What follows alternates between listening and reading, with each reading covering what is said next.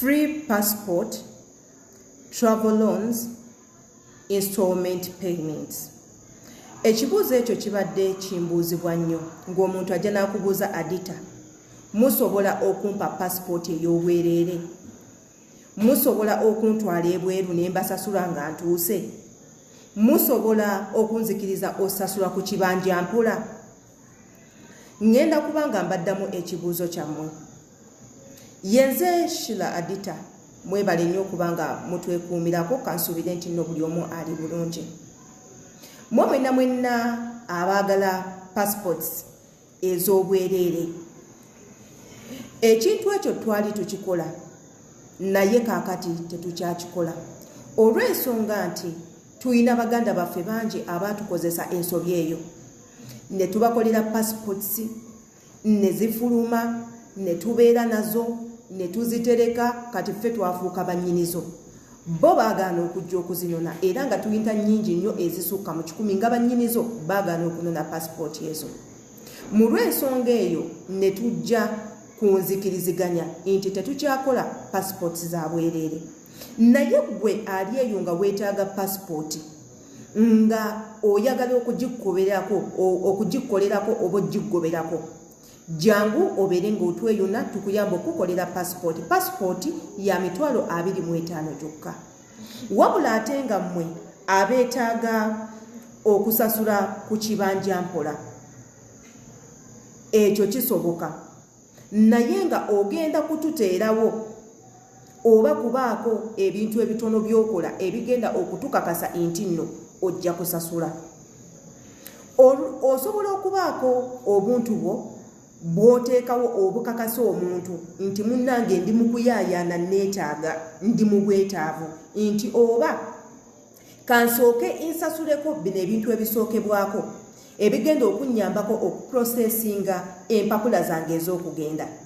Kaakati visa bw'eneeba enfulumye ate era ndeeteyo ssente bwe ziti.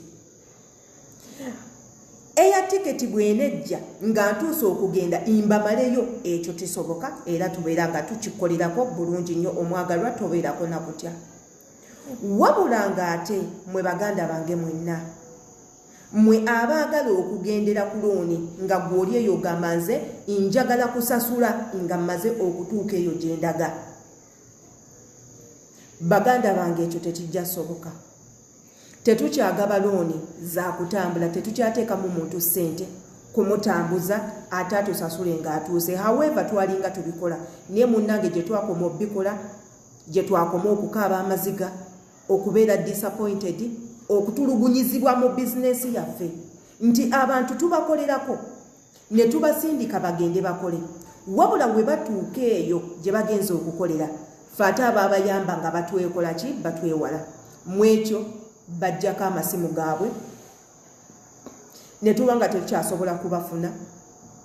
Olumu ne gabaako ne tubakubira nga tebakwata, olumu ne batwekutulirako ddala obutaddamu obubasiŋŋaana wantu wonna.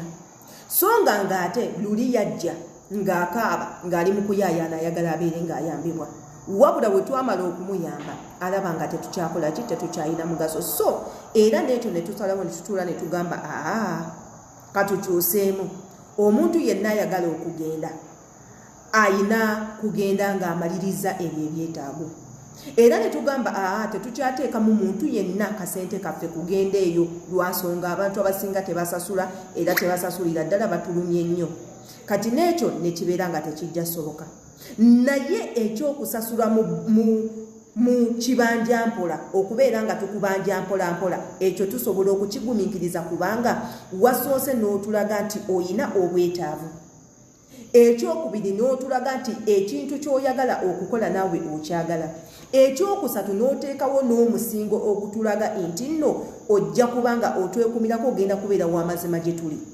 Kyova olaba tubagamba sooka okole bino ebisookebwako, ebyo wonooba obimaze, then ojja tusasulako nga visa yo ekomyewo, era oddemu otusasuleko nga tiketi yo ekomyewo.